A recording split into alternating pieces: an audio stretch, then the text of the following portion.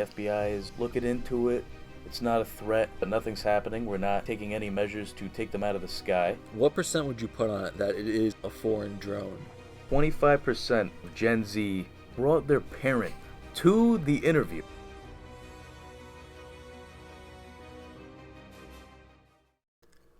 Welcome to the Business Pleasure Podcast, where we discuss business for your pleasure. I'm Matt. I'm Luke. We got Tulio behind the camera, and today we're going to be talking about current business trends, starting off with advertising trends, specifically digital out-of-home. So everybody knows of the billboards you see on highways, in cities, big and small cities, it doesn't matter. Businesses are trying to attract attention and traffic to their business, resulting in sales ultimately. But they use out-of-home material on billboards or whatever it may be. But we now have a new era of digital out-of-home, which has been revolutionized to insane technology. Whether or not it's effective in the long run or specifically just in big cities, what do you think about that? I personally think this is going to be a big city thing. If you look at places like Times Square, you go there, there's a lot of things that are catching your eye. Your head is kind of all over the place looking at the ads. But I think in more rural and less populated areas, the static billboards with like maybe a clever headline are still going to be the most effective. Yeah. Just because you don't want to be distracted while you're driving and it's like too much in your face, whereas something like Times Square, people are walking around, they see their favorite brands, they have time to take in what those brands are trying to get across with this technology. I don't know, have you seen, they actually have billboards now with cameras in them, and they see how many eyes they can get per day. Have you seen anything like that before? Yeah, and I've also seen ones that are interactive with people walking. Like you could do something on the billboard and it translates to what's currently going on on the screen, which is crazy. But ultimately, businesses will stick to static billboards in the long run just because it is proven to be effective. And spending the money to produce technology like this must be reserved for big cities, I would think. Definitely. And it also is dependent on the industry, too. I think you even see industries nowadays that print material is still very effective versus a bunch of digital marketing. And then more tech-focused industries are going to be seeing stuff like this to promote their brands. Yeah, but I think something like Nike is to use it like we've just seen, huge brand, and something like shoes, because their consumers are very much younger. It's a younger audience, and they care about stuff like this. If you did it for maybe, say, I'll bring it to golf, who has a much older audience, I would say, in the long run. Something like this might be confusing to older people, to be honest. But golf, you got to factor into also. I feel like the newer generations are being more accustomed to golf now. Yeah. So this might be a good way to attract that new age of golfer. You might start to see content creators using this and utilizing this in big cities. For sure. Yeah. And like something like the Nike billboard, like we discussed, Nike also has such a substantial marketing budget where they can afford to do this type of route and the static billboard, like we mentioned, in those different areas. Yeah. And still gain customers from either way. Yeah. But I don't know. From a personal standpoint, I don't think billboards and things like that are that effective. Personally, for me, I don't look at something. See, this is where I think it's almost there's a mental aspect to it of just your subconscious mind, where you see a brand's logo on a billboard or something, and maybe you think, I don't need something like that or a product, but later on you're like thinking about it. That's how I see I see out of home and billboards, but it's not something that I see a McDonald's ad and I'm like, I love McDonald's, blah blah blah. I want McDonald's, but maybe later on I might. But I've never really understood how people put so much money into out of home, but I just don't see it being that effective. It's just because when you have that brand impacted like in your head when you're thinking about a type of product and you go for the purchase, you've seen this everywhere. You know that this brand is recognizable. People have talked about it word of mouth. You see ads for it. So you might be like, all right, I'll give this brand a try because it's in my head. It's fresh. Yeah. It's almost like it becomes most effective in that consideration period Exactly. where if you're on Uber Eats and you're trying to decide between two or three, that ad comes back and it's in your Exactly. mind and you're thinking about it. Yeah. Early stages of the purchasing process, like when you don't have a lot of research yourself and you're like, all right, I'm going to stick to what's true and what I know, and this is the brand that's Yeah. been in front of me. Yeah. Yeah. Yeah. All right, so let's go to brand advertising now. So, when did Jaguar release this new ad? This was over a month ago. Yeah, fairly recent. They released a new ad that was, I would say, different from what they used to release in the past 10 years. In the past 10 years, you would see and think of Jaguar as a sleek brand, classy. I almost think of like superhero villain type car. Yeah, like a James Bond, you know what I Yeah, mean? Like yeah, just a classic, like guy in a suit, yeah. just, It's a great car. Like you look at that and you're thinking like that's sleek. It's almost luxury. it's sexy, Yeah, it's elegant, but it's not too in your face where it's like just calling too much attention. And you something with this yeah. new ad campaign that they're doing is a bit bolder. It's whether it's trying to capture new audience or rebranding for like future purposes. The initial video, they got a lot of backlash. People basically saying like, okay, in your ad here, like you didn't even show a car. Their whole way of combating that was like saying, okay, we're working with this agency, we have a new vision of Jaguar, and it's coming. Stay tuned. So to that point, like, do you think brands struggle with when they're rebranding? And this is something that we'll bring up later for X as well. When you're rebranding something and you don't quite hit all of the things you wanted to hit at first, do you have time to recover it after? Like, well, Jaguar in that first video, they got a lot of backlash, but like now that they're introducing new parts of this campaign, can they salvage their brand of like of the original brand saying this is what people like, this is Jaguar. Now with this new brand, didn't hit the mark quite to their customers at first, but they're claiming we still have a lot of ways to go with this campaign. What are your It's thoughts on almost that? like they're appealing to a new market at that point. Mm-hmm. So they're not gonna backtrack on what they already released. It's too late for that. It's funny that you bring up they didn't even show a car in the ad, They didn't even which show a is car. crazy to me. So it's almost like they're trying to appeal to culture in a way, and less about what they're making. But also going back to the car, are their new cars going to look completely different, or do you think they'll stay the same? Well, so that's the thing. I think we need to do more research into this campaign because there's probably more material that we even haven't seen yet. And let's just say they now bring up another video with a really cool design Jaguar with this branding. What are people's thoughts now? Are they going to take back what they said and say, you didn't show a car, this is too bold, this is not Jaguar? But then they, boom, release a new video showing like an insane looking Jaguar and it's just got all the specs and everything that people want. Will they salvage the brand at that point? I think that could be a yes. I think it depends on long term. They might have a different vision in mind, but also those initial thoughts are just gonna like hit them hard though. Yeah, because it already went viral. It was all over X. Uh-huh. So now they can make a beautiful car, and they could whatever it may be, or it may be the same type of car, but it already went viral. So that image of that first ad coming back from wherever they were coming back from, because it's Jaguar's like a brand where they were always there. You always knew they were there, but at the same time, it's like you sometimes forget about that Jaguar even exists. And even when like they drive by, like it's just very elegant. It blends in more than like a Lambo. You know what I mean? Like Yeah, it's not too. It's more subtle, and I yeah, like that about yeah, yeah, Jaguar. But I do think like to your point though, brands are now trying to identify themselves on culture, yeah, less of the product. yeah. So a good example of like the initial Rolls Royce ad, David Ogilvy. Do you ever see that one? Like No, it was the at 60 miles per hour, the loudest thing in this new Rolls Royce is its internal clock in the car. yeah, yeah. I To me, like like that. that's a legendary advert. Like just legend to bless. Hang on, let me No, you're good. track here. We're gonna But have to clip but this. yeah, no, it Like to me, that's a To me, that's a legendary ad because not only are they appealing to their market, somebody wants something luxurious, something quiet, but they're making the highlight the product itself. Yeah.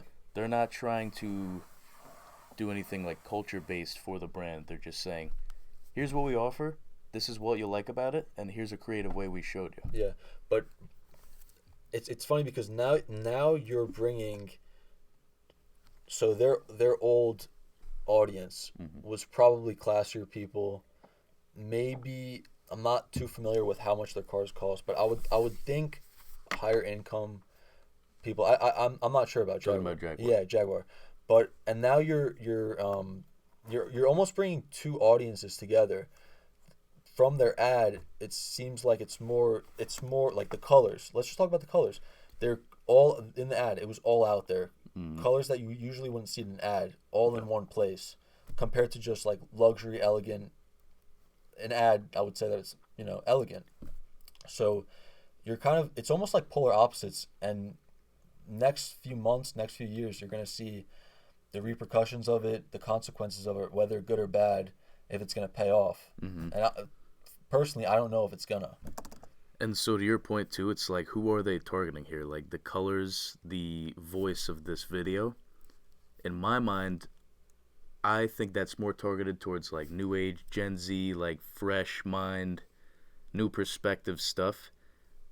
And if you're selling Jaguars, it's a more higher end brand of vehicle. You're selling it to people who are established, people who have more expendable income, people who want luxury. So like people who might be on the older end because they want something luxury, not too loud, not too obnoxious in your face.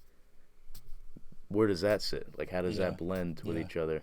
That's a good point. Yeah, it's a struggle they're going to have, but we'll have to talk about their sales in the coming years to see if it paid off or not. And I'd just be curious to see if they're really going to hit their target market. For but sure, yeah. Let's move on to drones. Drones in business. We'll talk about first. We'll go to the new tech in business. So Amazon are testing with drones that basically deliver packages to people. Crazy technology, and you hear of other companies trying it out like Walmart. What's your take on that? Well, it's funny you bring up the Walmart drone, Tulio. If we have the clip here, there was a man recently who attempted to shoot down a Walmart drone. And this to me is just like something that I feel like we're gonna see more often, especially with the latest New Jersey drone situation. Yeah. I don't know if everyone's been paying attention, but if you live in New Jersey, you definitely know what's going on with these drones. It's just crazy, man. The latest info we really have on it is that the FBI is looking into it. It's not a threat, but nothing's happening. We're not taking any measures to take them out of the sky.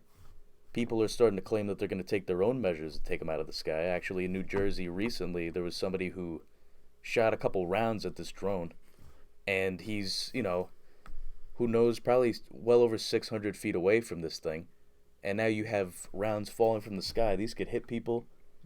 But the fact that people are wanting to take matters into their own hands shows that, okay, somebody's not doing something about this, or we're being sort of manipulated in a way. Like, it's the discussion of people think this is government testing. I would say the most consistent opinion people have on the New Jersey drones is that this is a big test the government's doing, and they're not telling us.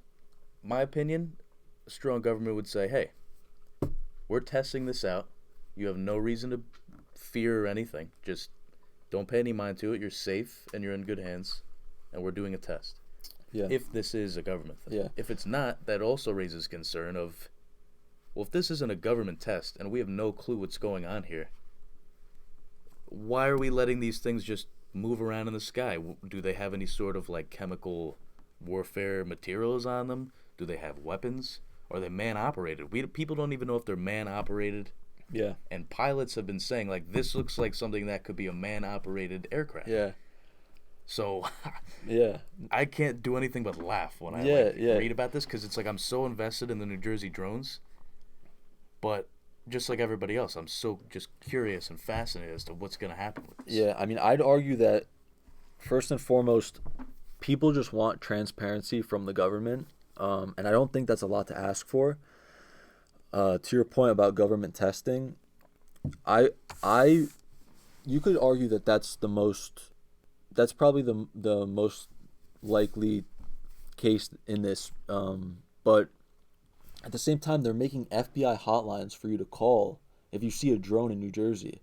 So if you're doing government testing, why are you going to the extent to yeah. just make a hotline for people to it all goes back to just fear. You're trying to Fear play, mongering yeah, in a way. exactly. You're just trying to play on the fears of people. But I saw a video of one that's literally right outside a local airport in New Jersey. So what are the consequences of that? What happens if a plane hits this? What if it doesn't show up on a plane's radar? What if air traffic control doesn't see a drone that swoops in? So And what if a drone, one of these, not like a properly operated drone, one of these mysterious New Jersey random drones, what if one of these malfunctions takes out a 2-story family home and kills 6 people? yeah, Like, yeah, this is, you know what I mean? It's getting serious. yeah, But as just a standard New Jersey civilian, yeah, without any clearance of government, I can't do anything. I can't find out any information. I'm sure the people that may know about it can't say anything. And it's just a matter of, like, to your point, if it's a government operated thing, why are they creating these hotlines? Why is, like, the FBI, there was a meeting, and I think it was a VP of some sort of division of the FBI, and he seemed a little bit like kind of avoiding questions. Yeah. He was just a lot of likes and ums and uhs, I don't knows. That's not what I like to see from people in power, yeah, but it's also nothing new. So at the end of the day, I think that if we're seeing this and it just keeps on spreading through the country and going on, we're going to see the American people take matters into their own hands more. People are already attempting to shoot them down. People are going to be flying their own drones up, which people actually have done. This was fairly locally, I think of North Jersey somewhere. I don't remember the exact town, but there was a guy who flew a drone up, and within like a decently low amount of time, he was arrested because it's a federal offense of like flying up your drone, trying to invade, whatever. yeah, They could find this guy that brought the drone up in the air like that, but they can't find out why there's like thousands of drones in the sky. yeah, yeah. That makes me think it's a government thing and it's just not being mentioned to us. But I don't know if you've heard, but I've heard stories. I don't know if it's true or not of people trying to fly drones up to these drones, and they lose battery right away. The drones that they fly up to those drones, they die There's instantly. like an EMP wave on the other drone or something. So that could go into the bowl of testing. Like that could be our government testing for that. Well, there's some sort of frequency issue because I know there was also, I don't know if this video was real or not. I saw it on TikTok. But there was a guy who had his radio on, and the channel of the radio, when he was underneath the drone, his claim was he was driving underneath the drone on the highway, and all the radio just started going like making like random alien sounding noises. Yeah. Foreign, just didn't sound like it was static from a radio. It sounded like strange, just techie, weird noises. Yeah. And that could be a part of that sort of, maybe there's some sort of frequency emitting from these things that we don't know about. Yeah. Truly, I don't know if we have a video of this, but I've seen these, they're almost like they're big guns that people hold at sporting events, and you just point them at drones, and they just come down just like this. Like they don't crash. Like all they do is just. And so, it shocks it. So how much would something like that be? Where you just I mean, just give it to the state of New Jersey, a couple of them, and just point it and see what happens. I mean, what are the percent chances that? What percent would you put on it that it is actually a foreign drone that is not from the United States? Because that is a conspiracy going around that it's Iran. It's a conspiracy, but I would say there's a less than 15-20% chance that this isn't United States actions. Yeah.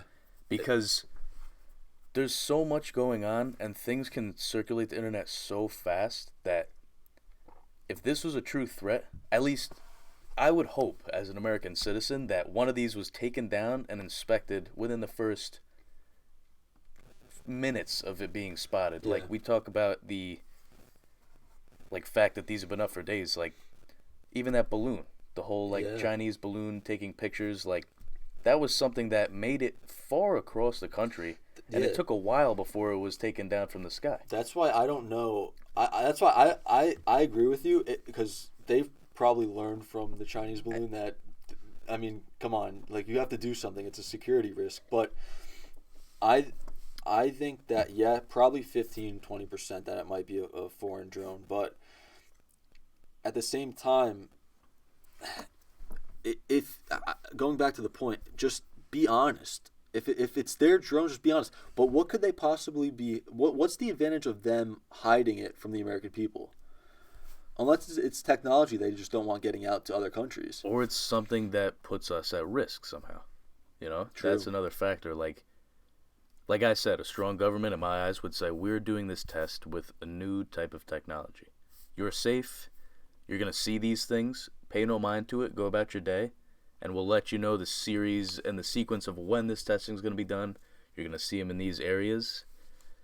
So that's just the thing. I don't know. Yeah. And another strange factor is, these are going over areas that are important classified areas. You got the Picatinny Arsenal. Weapons research is going on there. Yeah. And here's a bunch of drones above it. Crazy. But I've also seen them, above local roads in suburban New Jersey towns. So for what that's my whole thing. If you're gonna fly drones, if you are a foreign country and you're gonna fly drones over the armpit of America, why are you flying drones? Now, obviously, you have D.C., you have New York City, but the other day I'm driving around and you just see a drone. It's not even moving. You see videos of drones moving. It's just they're static. Yeah, but why? Why over New Jersey? The only thing I could think of that is imagery, agricultural pictures, population. They want to map out stuff. If this were a threat, I'm speaking from if this were some sort of pre-World War III threat, some sort of scheme. These drones would be used to capture as much intel as possible over highly populated areas. Easy access. We're off the coast. New Jersey's highly populated. We're local to a lot of important places. Our area of land could be used as a very important kind of cross point to hold a base in. Yeah. So, and I also think New York and DC, I don't think people would I think if something was flying over New York and DC, people would be much more skeptical. Yeah. Because it's okay, New York is the obvious choice. If you want to go threaten America, you go for New York City. Yeah. And DC. So I think that may be part of the ploy of it's not New Jersey is it's concerning because there's a lot of people and we can go online and bring our thoughts and we can mention it and gain some sort of traction, but it's also less sort of it's less prevalent compared to the others. Less effective in a war scene. Yeah. That's the only way I can describe it. We'll have to see what happens the coming weeks, especially getting towards the inauguration. You never know. You never know with that. So let's move on to the next topic. We're going to be talking about the future of business, specifically in relation to Gen Z in the workplace. So this is one of my favorite topics here. Just starting off, what would you say are a few stereotypes of Gen Z, just generalized? It doesn't even have to be in the workplace, just Gen Z as a whole. So I think generalized is similar to the workplace, actually. Yeah. And I was out to dinner last night. This happened last night. I was at the dinner, and I was talking with a guy who he said he recently hired a Gen Z person. And the way he said it, I was like, what are we, not people? Is Gen Z? He's like, I recently hired someone Gen Z, because he was asking me what I did for work. Yeah. It's like, I'm in marketing, I do this and that. Okay. He's like, that's great. I actually just hired somebody Gen Z, unfortunately. And I looked at him, I was like, what do you mean unfortunately? I was like, I understand Gen Zs get a bad rap in the workplace. And he was like, yeah, the typical thought process is Gen Z are less hardworking, they're less focused, they don't really understand a lot of like the corporate concepts that people who are not Gen Z, I guess is the best way Yeah. to put it, understand. And I think that there's a lot of like details out there and data and information that give our generation a bad rap. Yeah. But personally, I would say, from what I've seen, it's all device driven. Everything, you're on your device at all times, and whether or not that's a good thing or a bad thing, obviously we'll talk about AI coming up. But I just see the stereotype as, oh, they're always on their phones. They're iPad never, kids. yeah, iPad kids. You go out to dinner with somebody, business or not, even just with your family. Just look around at a restaurant. You just see, Oh, even the parents though, even the parents go on the devices. So you see where it comes from, but the iPads. It's funny. It's just a crazy topic, but that's the stereotype I get. And I going into education with schooling, I can't even imagine how you keep kids off their phones during school, and that's probably the most important place for a kid to be is school. That's off of gonna his say, phone. Yeah. yeah, that's gonna set you up for life, basically, your education. So that's the stereotype I get. I Yeah. agree with that, and I think so. I've actually spoken with some parents about this. I don't know if this is like a kind of parental wide thing, like, and this is most of the cases, but the specific case I discussed with these parents was like, I tried to get my kid off their phone so many times that I just gave up and now I go on mine. Like, I'm just gonna sit here and do what they're doing because they don't want to interact with me. I'm personally a little more old fashioned. I like to put my phone away. I like rarely use my phone unless it's for like a productive or sort of like communication reason. Yeah. I like to have my phone away. If I'm eating food with people, I don't want to like be sitting there. But I think that it's like, to your point, like I've been out to dinner and I just kind of look around and I'm like, nobody's in the moment anymore. Like everyone's just kind of sitting there consumed by some sort of content and they just forget that they're even there. Yeah. Almost. So Yeah. this could be sort of the behavior that these employers are seeing. That's possible. There also are a lot of stats that I have for the bad rap that Gen Z does get in the workplace. And honestly, I heard about this recently, and some of these are alarming. I'm not sure the accuracy. I don't have too many details on specific demographics of who exactly they contacted, what the employer situation was, but the stats we have is that there was a recent survey of 1,400 Gen Zers, we'll call them. So these kind of are more geared towards the job application and like the process of getting a job, whether it's your first job, second job, it doesn't matter. But this survey mentions that 70% of Gen Z members that were responding to the survey asked their parents for some sort of help on a job application.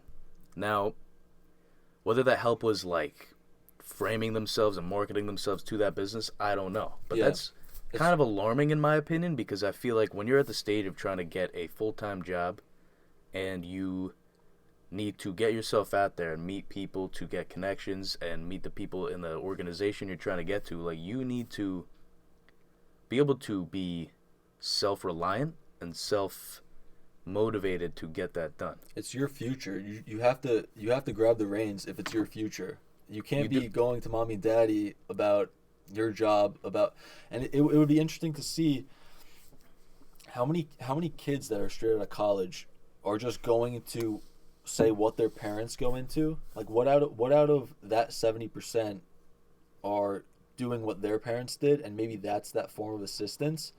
But I can also just see it as too much dependence on your parents to basically just do the work for you to get the job. Exactly. Yeah. And so like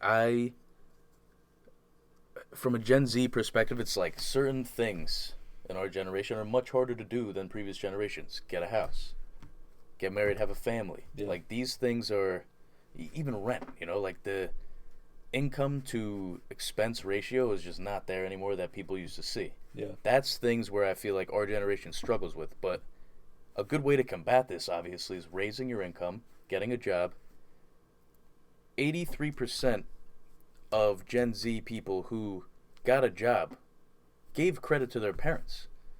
To your point, I like that point. Is it because they were in a relative field? I don't think 83% of Gen Zers are going into the same field as their parents, No, but no. I think that there's probably a good amount of them Yeah. that I could see if I went into the same field as one of my parents, I would ask them help from a standpoint of like what skills should I learn? What sort of soft skills are really important here, but like not like can you help me apply to this job? Yeah. That I feel like is just not, and I also feel like you got to factor in like if you're in the same field as your parents, the job application process from back then for these jobs nowadays are a lot different. Different, yeah. Yeah, you see AI coming. AI. It's huge. AI with applying for a job is huge. Where if something doesn't line up with the AI, they won't even give you a chance. Like you're done. Like you're done. That's the thing. Yeah. People think like, oh, people shouldn't be like applying using AI to help with their application and this and that. But it's like, but my future employers using AI to like take down my resume and put points in of like, all right, he has this, but not. They won't even look at. They won't even look at your application. It's crazy. The AI, just It's a two-way gatekeeper. street now. It used to be like very simple, like, oh, I use ChatGPT to write my essay for me. Now I assume, like, I don't have details on this, but I assume teachers and professors probably use AI to grade. Yeah. Like, it's gotta happen. Yeah. Sure. You got another stat there? I got a couple more stats here. This stat, by far, is my favorite stat, and it's something that I was just absolutely shocked after I heard it. But 25% of Gen Z individuals who were being interviewed, they brought their parent to the interview. They brought their parent to the interview with them. They woke up in the morning, had a cup of coffee With their mom. with their mom. Their mom got them some coffee. Their mom drove them to this building. Timmy, you want me to come Regardless inside of how it happened, they arrived at this business Yeah. looking for a job, looking to be taken seriously as a professional, and said, "I'm gonna bring my parent along with me Yeah. and sit there." And their parent got the job, probably. Most the likely. parent got the job, but that's just absurd. And it'd be funny to figure out of that 25% who actually got the job from bringing their parent with them. And that's just another discussion. But And so, as we see more of these stats and Gen Z enters the workforce more, I can see where employer perspectives of Gen Z workers comes from. yeah, We're But- getting a bad rap. We need to start working harder. We need to start being more independent and rely less on outside things. yeah, we're laughing at this now, me and you. But this directly affects us because We have you hear a about stereotype these stats. when we walk into a business. Yeah, Because of our yeah, age. Yeah, and it's sad, but also you hear about these stats, and if you're bringing your parent to a job interview, maybe I deserve the bad rap because it's terrible. But generalizing the whole our Gen Z, it's not good for businesses because I feel like we also bring a lot of good skills to the workplace. You're gonna see our generation is gonna be the most experienced with AI, I would think. With technology as a whole, Yeah, I would say. yeah. And if you're developing a tech-focused future, you need people who have grown up with it to sort of speak. Like, we can do things a lot faster than other generations. We can, like, change Wi-Fi networks. We can find settings. I've noticed, like, it's like, naturally, people our age can find certain settings in tech devices just because we know how the system operates and we know what to look for. People struggle with that are from the older generations, and that's just because they're not as used to it growing up with it. Like, this stuff was always in our face, and I feel like our age, like early mid-20s, we kind of had a good blend of like growing up. We Yeah. had not too much technology in our face, but as we got older and as we started to be in situations where it's useful, we learned it quickly. Yeah. So, to your point, like, absolutely, Gen Z is necessary in the workplace if you want a tech-focused future. Yeah, absolutely, definitely. Do you have another stat, or should we move on? I got plenty more stats. I'm going to hit one more heavy hitter here. And this stat is about the actual submission of job applications. And it's that 16% of Gen Z individuals had their parents submit the job application for them. I don't know if that's from start to finish. I don't know if they said, I'm going to sit here on TikTok all day. Here's this link. Can you please Yeah. apply for me? Yeah. The biggest problem with that is, okay, let's say you do get an interview now. You're arriving to this company.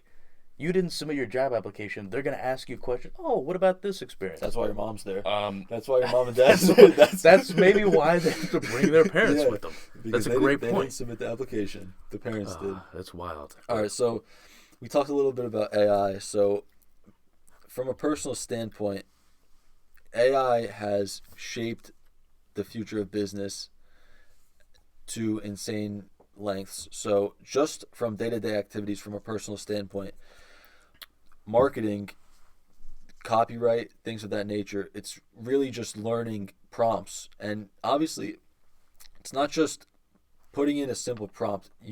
I've heard before, the more time you spend with ChatGPT, it'll get to know you more and it'll become much more effective. And it's interesting in that point that it's not just this is ChatGPT, it's for everybody and it's just a one size fits all. It's the more you work with it, it's more tailored to you, your goals, your business goals. It knows what you're going to ask it more. Like, Yeah. even if you're... So the prompts is the most important thing with ChatGPT and any sort of AI software. Like, how you ask something to this AI is going to be effective on your results. Yeah. But to your point of, like, if it's learning how you're asking things, like, it's going to help you in the long run regardless. Yeah. Because it expects things phrased a certain way. It knows what you're going to say. Yeah. And then just thinking about that, about how kind of easy it's becoming, is when it can get dangerous with just taking jobs. So Absolutely. so jobs like, I don't know, what jobs do you think are most susceptible to being taken over? You would think like IT jobs, things No, like, you don't think so? I think IT jobs are going to be the jobs that are tracking and maintaining the AI used at the company. Specifically with AI. I think so. Yeah. But Well, I think they'll have a lot of job roles and different responsibilities, but I think, like, if anything, the more tech focused jobs are going to remarket themselves to use AI. Like, I think...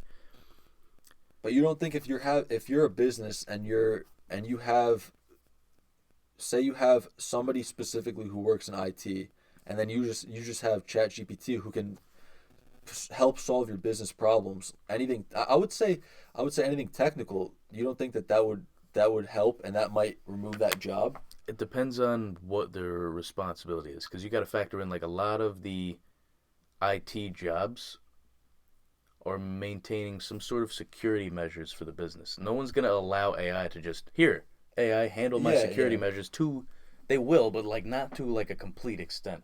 You need people to manage the overall security of your business. You need people to, a lot of times, go onto machines of your employees physically and say, I need to find this setting and fix this somehow. Yeah. So I think that a lot of things will be made faster, and that might be where it affects the job market, because, like, there's less effort being put into certain things. So there might be maybe less of those IT roles at a company. Yeah. But I still think that the roles will be completely necessary. Yeah. I feel like no matter what industry you're in, you're always going to have to be that supervisor of AI.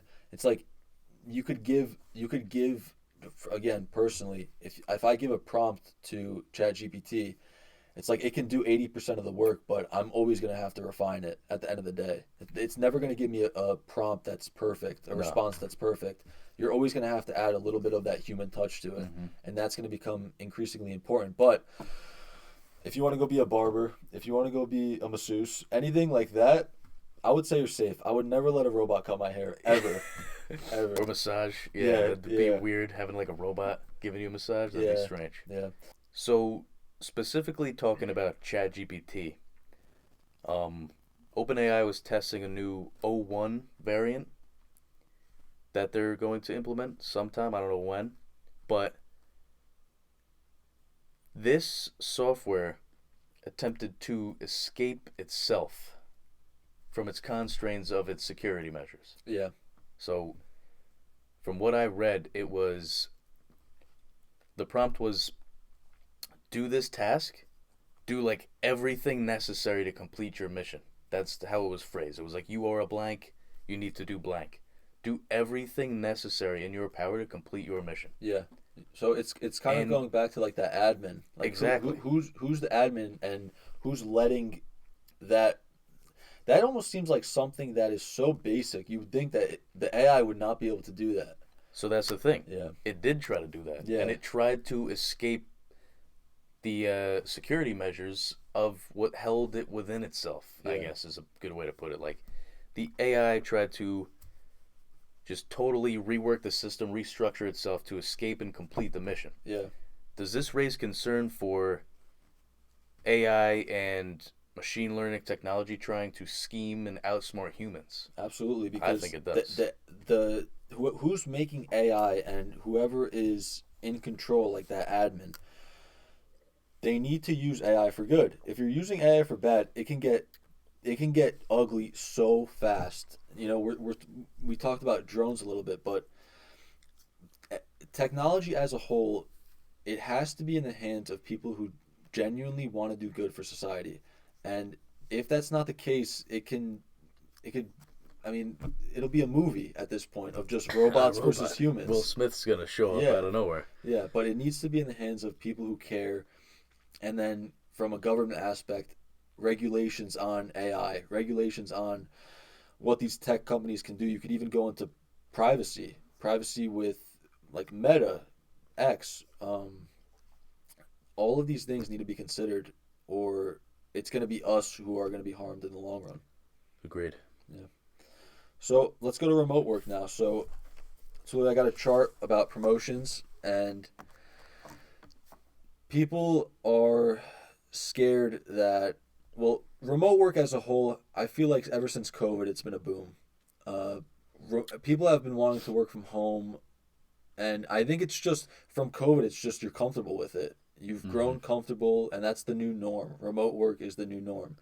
So essentially, the chart that Tulio's pulling up is about how people who only work from home are now becoming scared that their opportunities of promotions, bonuses, things of that nature are being limited because of their working from home. And I think there's some validity to it, but what do you think? I think it's dependent on the company. There are some companies that are like, regardless of how you do the job, get it done, and it doesn't matter if you're here or there. There are companies that want people in the office. There are companies that totally enforce that, and there are also companies that know that their employee population is going to be very against it.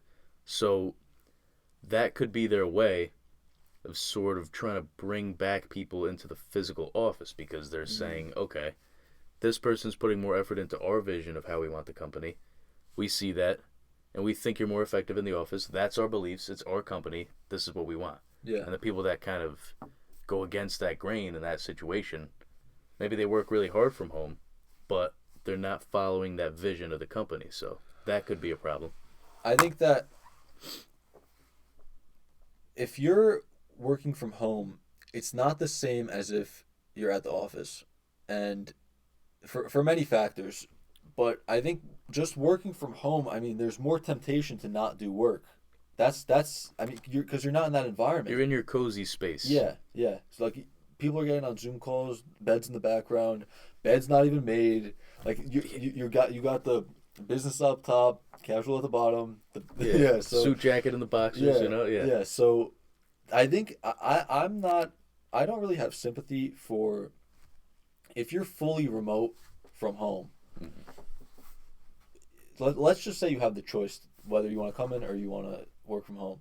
If you make the choice to only be remote, I don't have sympathy for you if you're missing out on promotions, because I think not just aside from promotions and bonuses, there's a culture within teams, within organizations, and 100%. and if you're going in teams calls for 10 minutes or whatever it may be, you're missing out on that team culture. And I think that's when people are most effective at doing their job, and they enjoy doing their job more because of the people around you. Teamwork, human interaction, these are all like important things for our society to just succeed. Yeah. And working on teams both virtually and in person, I can tell you from my experience, in-person teams, everyone interacting with each other is, the way I operate, the way I work, much more effective. Just because there's more of a connection.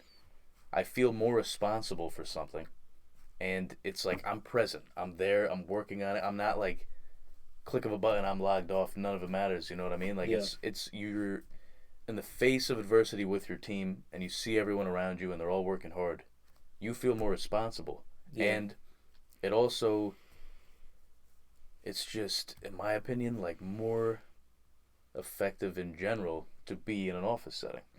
I would say it's an opportunity now for new businesses to come in the marketplace of tracking productivity. So softwares that now, and I'd love your take on this, that can track your productivity from home. So whatever it may be, you buy a membership or a subscription to this software, and now you can that CEO, that whoever it is can now implement that software into whatever it is, the device you're working on, to track your performance for that day if you're working from home. I think there's now a market for that. I wouldn't like that. I would feel like I'm just being, my privacy is gone at that point. Gone. But at the same time, you brought a camera into your bedroom and you're doing Teams calls in your bedroom. But I think there now is a market for softwares like that to test productivity. Yeah. I think that I agree. I feel like my privacy would be completely breached, but I would also, as an employee of that company, as long as the company does it ethically, right? They're like, this is part of your contract. If you want to work from home, you have to agree to the terms of, we're going to be monitoring you in some way. And if you understand that, and if you can accept the fact that you're being monitored, but it's a trade-off that you want to have from working from home, I think it's fair. I think companies will continue to push this and do it unethically and not bring it up and make it more secretive. Keystrokes, how many times are you clicking this? How many times are you opening up these apps? I think that's where it's going to get a little crazy. Yeah. But I think working from home has become so hot now that you could put it in bold print right at the top. People will still do it because I think people have glamorized working from home.